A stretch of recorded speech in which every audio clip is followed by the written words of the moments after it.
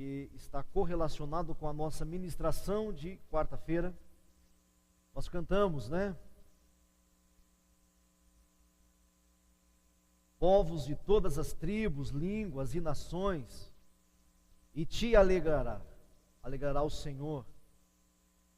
Nós cantamos, tu verás o fruto do teu penoso trabalho e te alegrarás.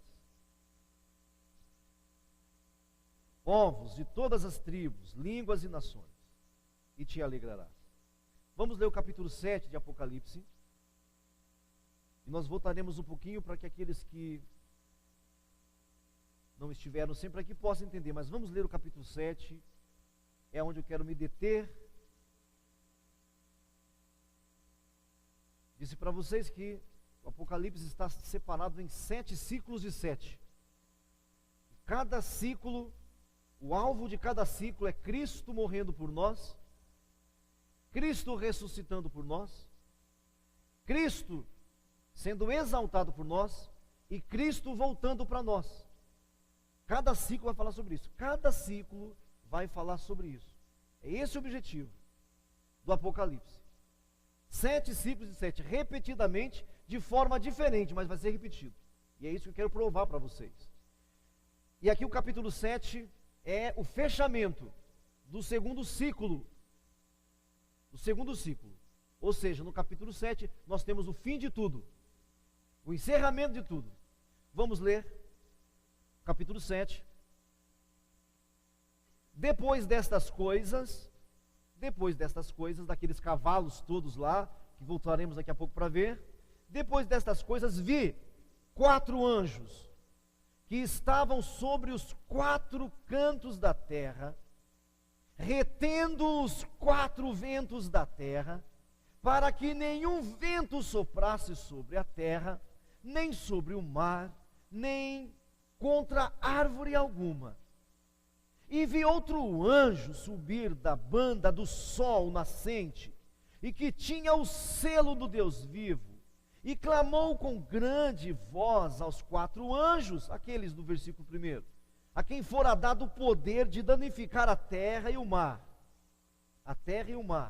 dizendo, esse grande anjo disse para aqueles 4, não danifiqueis a terra, nem o mar, nem as árvores, até que hajamos assinalado na testa,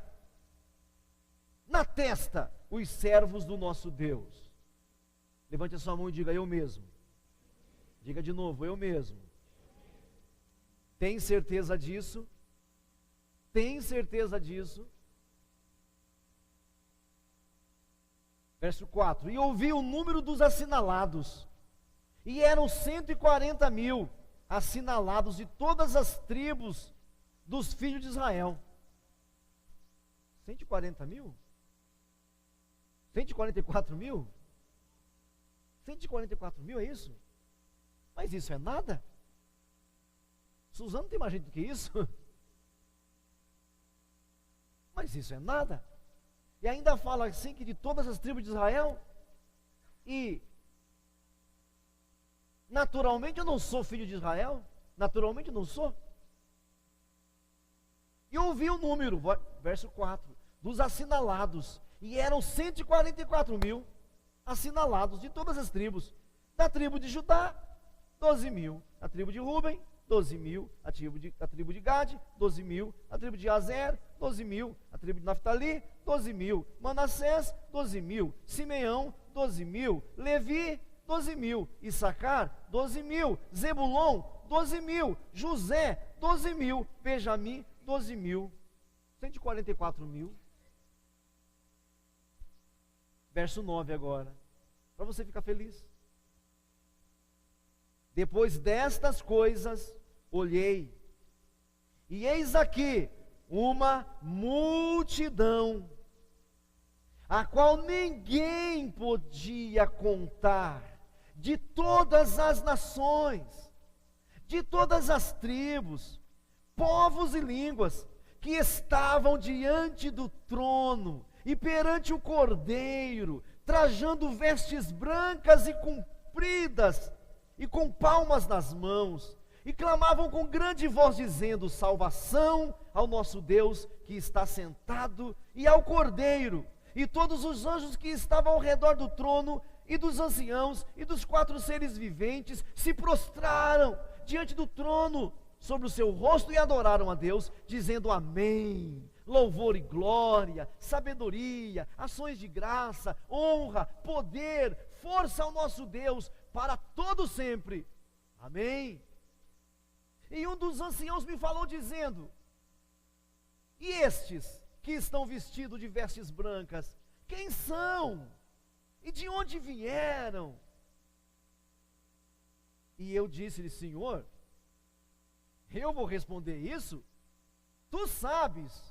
E ele disse: estes são os que vieram da grande tribulação, e lavaram as suas vestes, e as branquearam no sangue do Cordeiro. Por isso é que estão diante do trono de Deus, e serve dia e noite no seu santo templo. E aquele que está assentado sobre o trono os cobrirá com a sua sombra. Nunca jamais terão fome, nunca jamais terão sede, nem o sol, nem a calma alguma cairá sobre eles, porque o Cordeiro que está no meio do trono os apacentará. Ele lhes servirá de guia para as fontes das águas da vida, e Deus limpará os seus olhos toda lágrima. Amém? Glória a Deus, irmãos. 144 mil é um número irrisório. Às vezes os cristãos ficam apegados a esse número. Eu não duvido que isso aqui são judeus mesmo assim, naturais, lá de Israel, os que têm sangue lá de Israel. Não duvido, é irrisório o número. Tem muito mais pessoas lá agora do que o número aqui. Mas Deus sempre tem um pouquinho de gente que é fiel. Deus sempre tem um pouquinho de pessoas que são fiéis. Esses 144 mil são eles mesmos. É irrisório o número. Mas depois disso, fala de uma multidão que não dá para contar, que não dá para enumerar.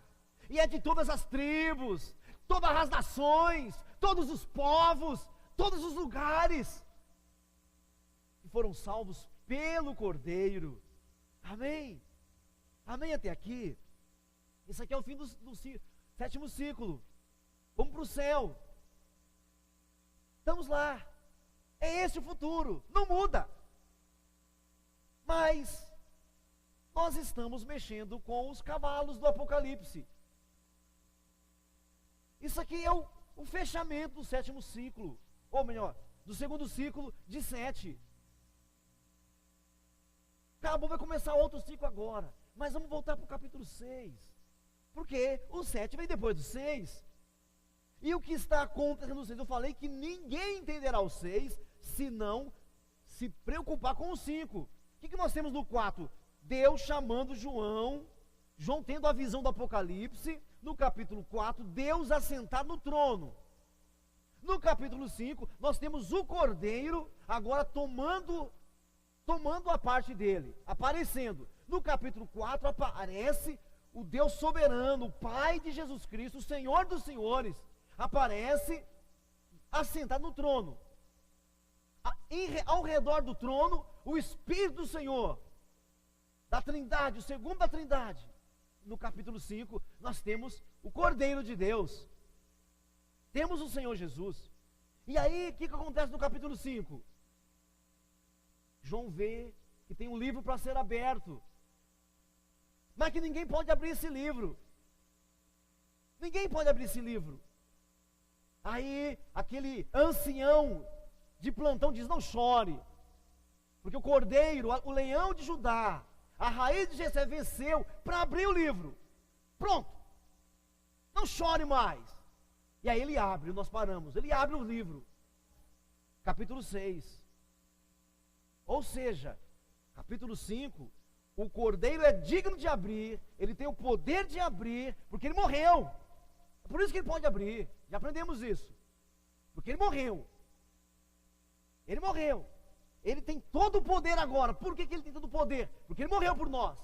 Ele se entregou por nós. Todo o poder nos céus e na terra. Mateus 28 está junto com o capítulo 5 de Apocalipse. E aí ele abre os livros, capítulo 6.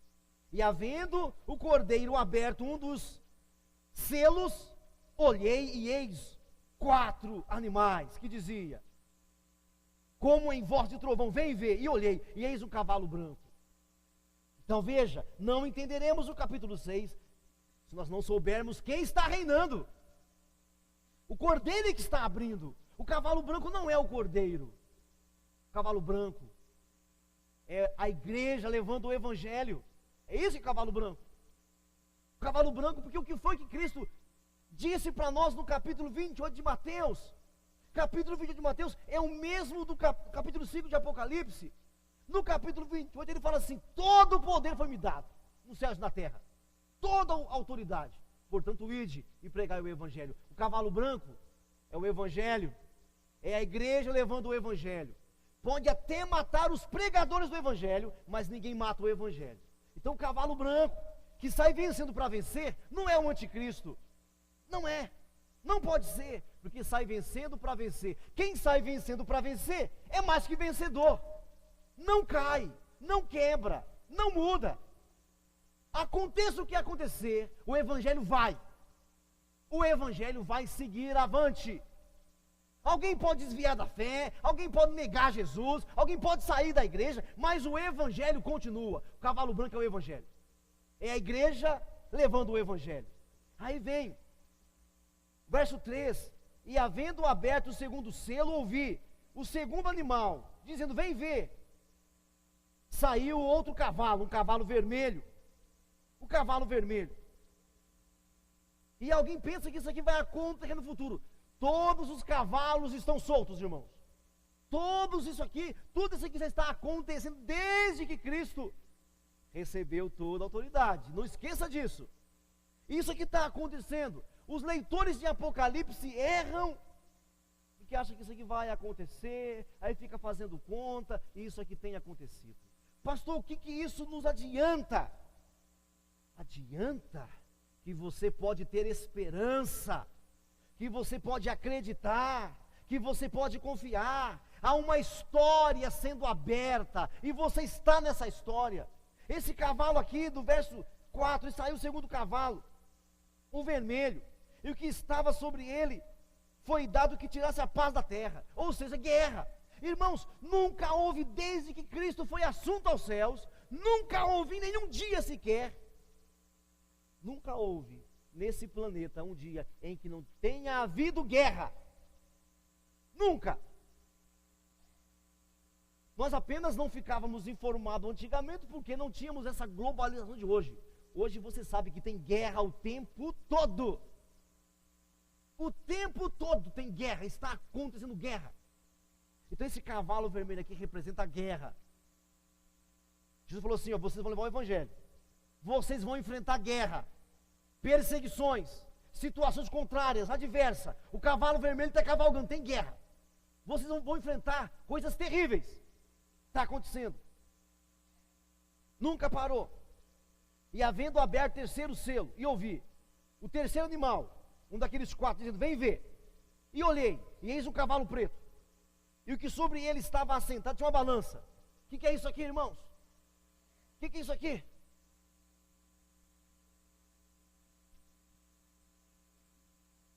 Problema com alimentação, problema com comida. Está provado, irmãos, que o nosso planeta produz mais comida do que todo mundo poderia comer. Está provado isso. E por que pessoas passam fome? Porque existem pessoas que estão manipulando por aí. Mas já está provado que o que o planeta produz de alimento seria suficiente para todo mundo comer, sem ter que ficar plantando todo dia. Agora, nesse momento, e que está concentrado nas mãos dos poderosos, fome, carestia. Aqui nesse terceiro cavalo, fala que para comprar uma medida de farinha é 1 denário, ou seja, o que você ganha num dia. Já pensou você gastar o que você ganha num dia para comprar 1 quilo de farinha, de mandioca ou de trigo? Aqui fala o que? De um tempo de passar fome, de carestia, de inflamação, do poder concentrado nas mãos de alguns. Sempre esteve acontecendo isso aqui, irmãos. Nessa época aqui em que esse livro é escrito, os romanos, qualquer pessoa que se rebelasse contra Roma, primeira coisa, não comia. não bebia, não tinha entrado em lugar nenhum. Nunca mudou, sempre foi assim. Sempre foi assim. Os dominadores sempre dominaram. Esse cavalo preto representa a fome, a carestia, a inflação, as coisas concentradas na mão de poucos. Você sabia, irmãos, que mais de 70% de toda o poderio financeiro, mais de 70% de todo o poderio financeiro está concentrado nas mãos de menos de, escute isso aqui, o grande poder financeiro, o dinheiro, o ouro, a prata, está concentrado nas mãos de menos de 100 pessoas. Eu não quero te revoltar. O planeta hoje conta com quase 7 bilhões de seres humanos. 6 bilhões e pouco o nosso planeta tem hoje. Você pega a Índia e China, já é 3 bilhões. Para começar, Índia e China, eu vou te contar, que ela é terrível. Onde você joga uma pedra, você pega um chinês. O nosso planeta conta com quase 7 bilhões. E o poderio financeiro está nas mãos de menos de 100 pessoas.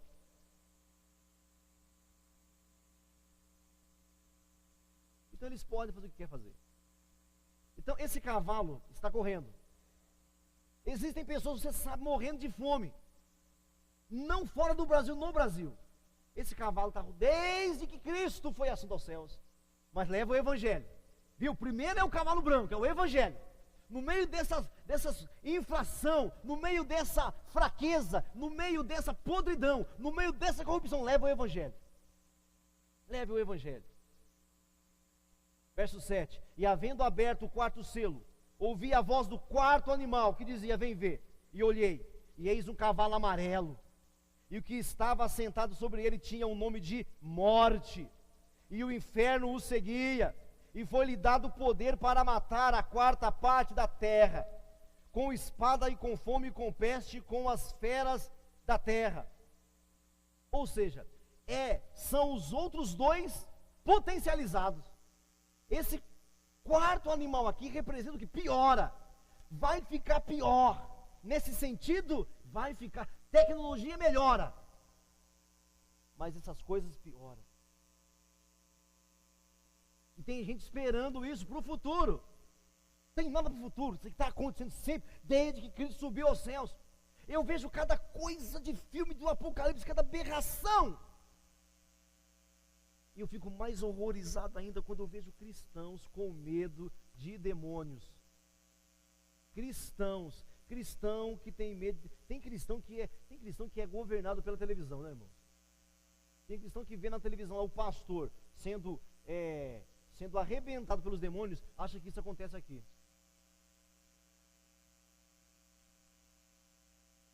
Falei para vocês, nesses dias eu vi lá, estava vendo um filme com meu filho, aí o cara pegava o pastor assim, no pescoço dele, o demônio pegava e matava o pastor. Aí você acredita nisso? Como você é bobo, como você é tolo. Meu filho, Jesus Cristo está reinando, Ele tem todo o poder. Para de ser medroso. Não tem demônio que possa, com qualquer ser humano, que dizer não para ele. Não há demônio que possa, não é convertido. Qualquer ser humano que fala assim, não quero nada com você, demônio. Demônio não mexe. Não mexe. Não há direito, desde que Cristo tomou as chaves da morte, do inferno, da mão do diabo, ele não tem direito, a menos que você queira. Eu desafio bruxo, macumbeiro, feiticeiro, vai, escreve meu nome, eu dou meu nome, dou um pinguinho de sangue ainda, põe na boca do sapo lá, pinguinho de sangue, vai lá. Depois vem andar comigo, vamos ver se o bicho pega, vamos ver que poder tem esse cão. Diabo não pode nada, o demônio não pode nada. Eu vejo cristãos com medo. Veja o que eu falei. O demônio não pode nem com você que está em pecado. Nem você que está aqui em pecado. O diabo não pode com você, só que fez a sua cabeça. Você fica, ai, eu pequei, ai, meu Deus, estou com medo, agora que eu pequei, ai, meu Jesus, eu pequei, agora eu vou morrer. Nem você que está em pecado. Se você tiver a coragem, fala assim, não, aqui não, diabo. Porque Jesus, que eu não obedeço, morreu por mim. Ou não morreu? As pessoas tremem, não sabem o poder sobrenatural que nós temos. Agora, se essa pessoa não cristã, não convertida, tem poder, imagina você, irmão. Imagina você, irmã. Não tem poder. Não tem poder. Esses cavalos aqui estão no desde o começo. E porque não tem problema, veio o quinto cavalo. Olha o quinto cavalo. Verso 9. E havendo aberto o quinto selo, vi debaixo do altar as almas dos que foram mortos, por amor à palavra de Deus. O que é isso? Aqueles que montaram no cavalo branco. É possível que a gente morra pregando o evangelho, porque quando você prega o evangelho, você vai contra o poderio concentrado. É lógico que você vai ser morto. É óbvio. Quando você se levanta contra isso que está estabilizado, você vai ser perseguido. Então aqui o quinto cavalo é o seguinte: aqueles que morreram enquanto erravam o evangelho, morreram. Mas não tem problema. Não tem problema. O que o texto quer mostrar é que não tem problema. Porque, irmão, vem cá. Que diferença há? Que diferença há? Vamos pegar um cristão que morreu mês passado e um cristão que morreu há 100 anos. Que diferença há? Nenhuma. Ah, para quem está vivo. Você que está vivo, amando a carne, você grudou nesse mundo, você quer esse mundo, você grudou, eu quero mais homem, eu quero mais mulher, eu quero mais comida, eu quero mais bebida, eu não largo isso aqui. Você que está apegado a esse mundo, você fala assim, acaba não, mundão. Ô, mundo bom, acaba não, isso aqui está bom demais, isso aqui está bom demais. Mas depois você morrer, nem memória vai ter de você. É triste. Irmão, coloca no seu coração, quando eu morrer, puxa Senhor, eu gostaria tanto que lembrasse de mim aquele que morreu por causa do evangelho. Porque você vai morrer, você que vai na baladinha, e ninguém vai lembrar de você, e você vai dançar a quinta sinfonia com o diabo no inferno. E eu quero ver o que vai acontecer.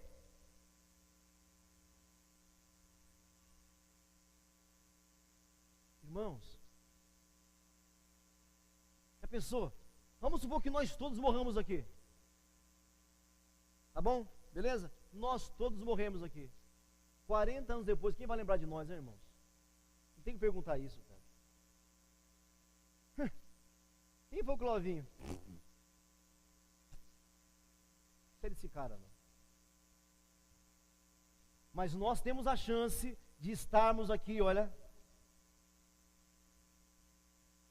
cotado para esse quinto cavalo. Nosso problema é que nós somos viciadinhos demais. Nós somos viciadinhos demais. Deixamos as coisas do mundo nos atrair. Já lemos o capítulo 7. Vai ter uma multidão de salvos. Já lemos lá. Mas no capítulo aqui, no 6, o quinto selo, o quinto cavalo, fala de almas que foram mortas por causa da palavra, por causa do evangelho. 10. E clamavam com grande voz, dizendo: até quando, ó verdadeiro e santo dominador, não julgas e vingas o nosso sangue dos que habitam sobre a terra? E a cada um foi dada uma comprida veste branca, e foi-lhe dito que repousasse ainda um pouco de tempo, até que também se completasse o número dos conservos dos seus irmãos, que haviam ainda de ser mortos como eles foram. Olha isso aqui. Alguns morreram por pregar o evangelho, mas não morreram. Estão debaixo do altar. Debaixo do altar é um lugar que não é o céu ainda. É um lugar que não é a sala do trono. Não é um lugar inferior nem superior. É um lugar onde os cristãos, os servos de Deus, vão esperar. que às vezes a gente chama de paraíso, onde vamos esperar. E o interessante é que há uma conversação ali. Eles falam assim, aqueles que morreram falam assim, ó, grande e poderoso Deus, até quando? Até quando o Senhor vai tolerar esses aí? Até quando o Senhor não vinga o nosso sangue? Aí o Senhor falaria assim, tem mais alguns para morrer. Oh, glória. Você não pode dar um glória agora, não? Tem mais algum para morrer. Os caras estão reivindicando o Senhor. Até quando? Calma. Toma aí mais umas vestes brancas aqui. Calma aí. Porque está para chegar mais uma turma aí que vão morrer ainda para a palavra. Está para aparecer mais uma turma aí. Mas o que isso serve de lição para nós, irmão? Quando nós estamos na palavra, a gente não morre, irmão. A questão é que nós estamos tão arraigados a esta vida biológica que morrer para nós é algo negativo, meu. Pô, morrer não é investimento. Puxa, morrer, cara, eu estudei, estou agora acabando a faculdade. Eu não quero morrer, rapaz. Eu quero curtir muito. Eu quero beber tudo, comer tudo e outras coisas também.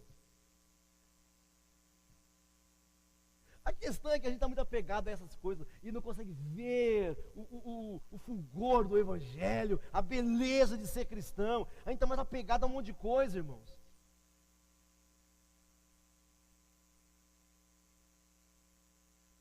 Sabe, tem um texto na Bíblia que eu quero pregar sobre ele logo, vamos ver. Fala assim que nunca ninguém jamais viu a Deus. Sabe onde está marcado isso aí? João capítulo 1, verso 19. Nunca ninguém jamais viu a Deus. Nunca ninguém jamais. Pastor, mas e o Moisés? O pastor e o Enoque? O pastor e o Davi? Nunca ninguém jamais viu a Deus. Ninguém jamais viu a Deus. Mas o Deus unigênito o revelou.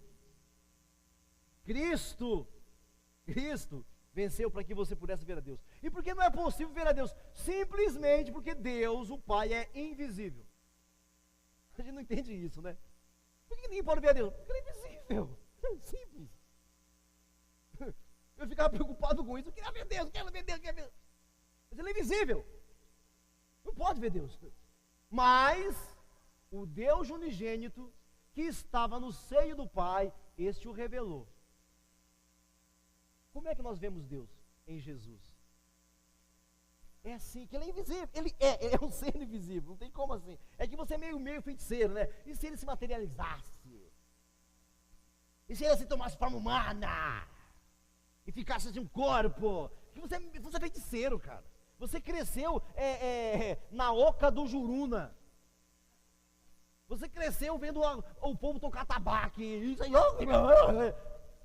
você não crê em Deus. Deus é invisível. Mas Jesus o revelou. Jesus o revelou. Eu sei tudo sobre Deus porque eu vi Deus em Jesus.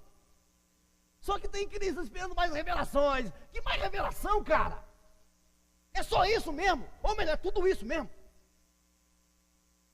Irmãos, eu sou o primeiro cavalo e posso ser incluído no quinto cavalo. Irmãos, tanto um como o outro é um sequente do outro, consequência do outro. Eu saio para pregar o Evangelho, eu morro pelo Evangelho. O Evangelho não morre. Eu posso morrer. E se eu morrer, irmãos, que maravilha, hein? Hein? Oh, rapaz, que da hora, hein? Escrever na minha lápide. Morto porque pregou o Evangelho. Estava pregando lá na rua, esqueci da rua aqui, Caminhada de Kodama. E aí veio um cara, deu um tiro na cabeça dele, morreu quando pregava. Que glória, irmãos! Que glória! Um tiro na cabeça enquanto pregava o Evangelho. Puxa, que maravilha, hein? O Estevão sofreu tanto e eu morri na hora. Pá, morri. Irmãos, é tanta bênção para nós. Vamos ler um pouquinho mais aqui para nós concluirmos.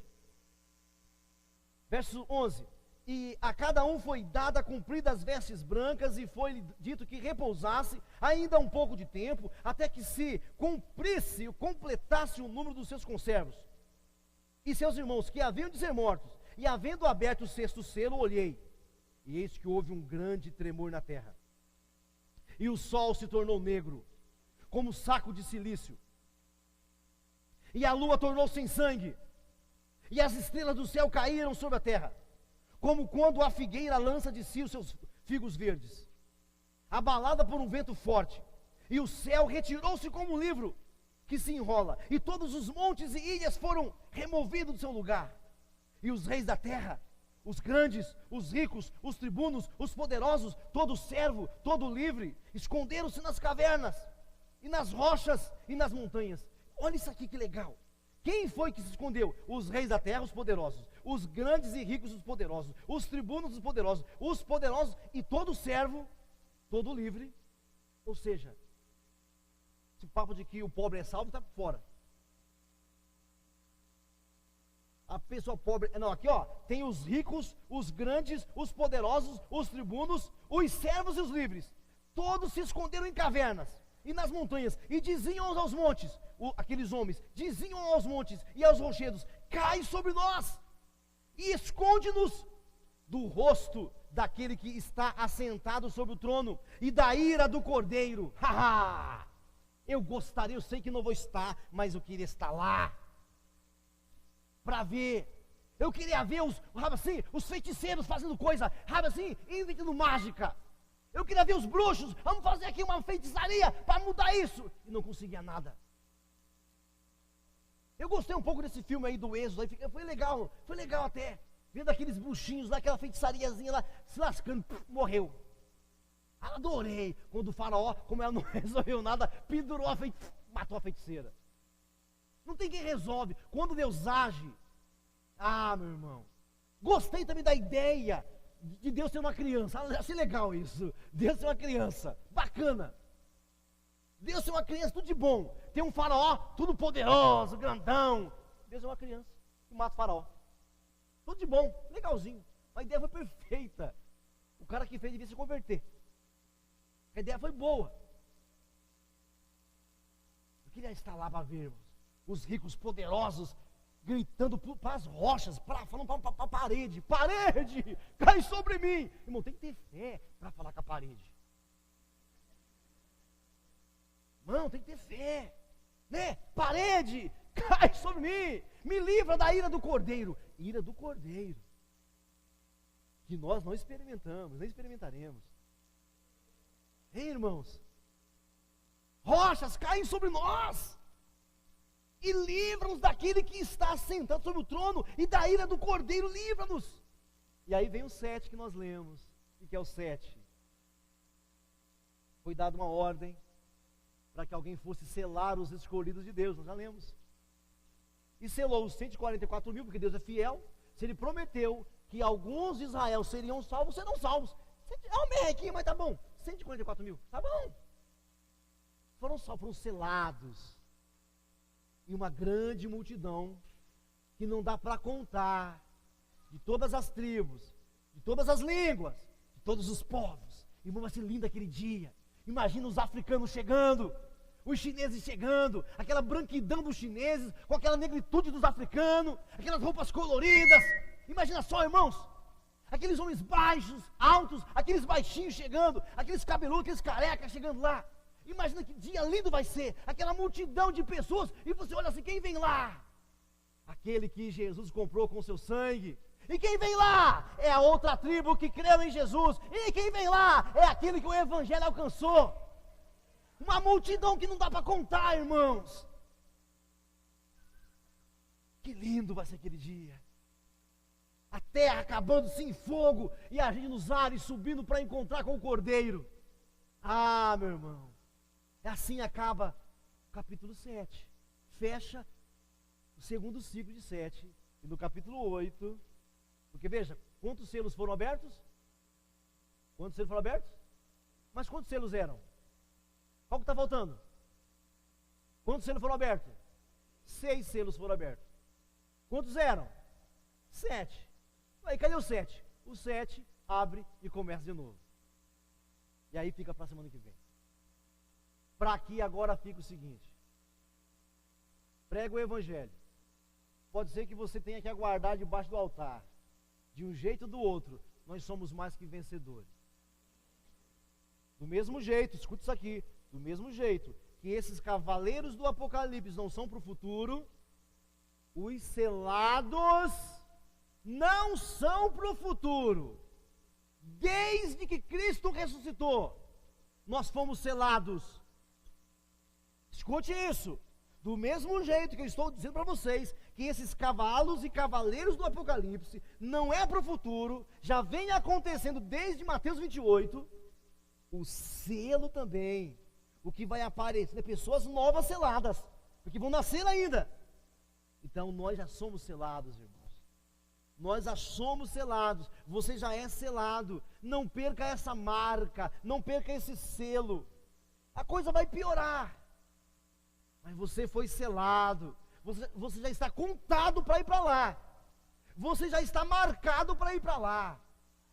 Agora veja bem, vá com traje de gala, vá bem trajado, não vá depois de tomar uma surra do diabo, não vá depois de tomar um boxe do diabo, vá bem trajado, entendeu? O que é bem trajado? Pregue o evangelho genuinamente. Fale o evangelho, porque nós fazemos parte dessa grande multidão. Curva a sua cabeça, feche os seus olhos. Todos os povos, todas as tribos, e todas as línguas.